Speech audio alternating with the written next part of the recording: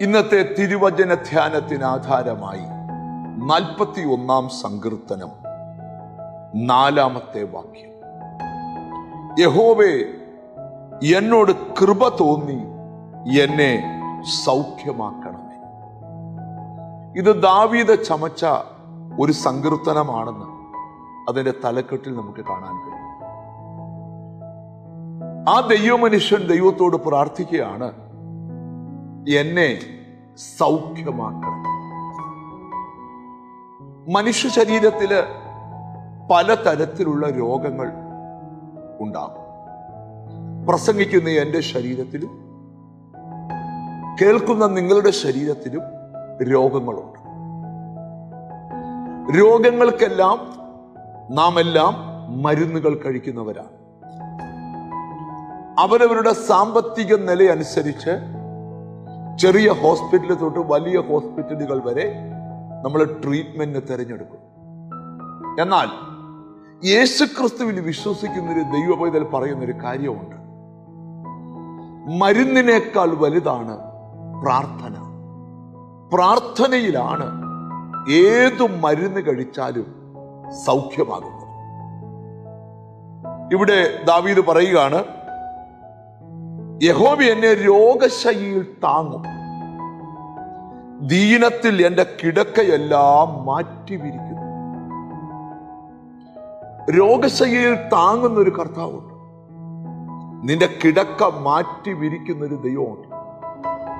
103-ാം സങ്കീർത്തനത്തിൽ വായിക്കുന്നുണ്ട്, അവൻ നിന്റെ അകൃത്യമൊക്കെയും മോചിക്കുന്നു, നിന്റെ സകല രോഗവും സൗഖ്യമാണ്. ശാരീരിക രോഗമുണ്ട്, മാനസിക രോഗമുണ്ട്. ഈ മെസ്സേജ് കേട്ടുകൊണ്ടിരിക്കുമ്പോൾ നിങ്ങളൊരു രോഗിയാണ്. ശാരീരികമാകട്ടെ മാനസികമാകട്ടെ, ആ രോഗം നിങ്ങളെ അതിഭയങ്കരമായി അലട്ടുന്നുണ്ടോ? നിങ്ങൾ ഇന്ന് എൻ്റെ കൂടെ ചേർന്ന് പ്രാർത്ഥിക്കണം. പ്രാർത്ഥിക്കുമ്പോൾ ഹൃദയത്തിൽ വിശ്വസിക്കണം, എൻ്റെ ദൈവം എന്നെ സൗഖ്യമാണ്. നമുക്കൊന്നിച്ച് കർത്താവിനോടൊന്ന് പ്രാർത്ഥിക്കാം. ദാവീദ് പറയുക, കർത്താവേ, എന്നോട് കൃപ തോന്നി എന്നെ സൗഖ്യമാക്കണേ.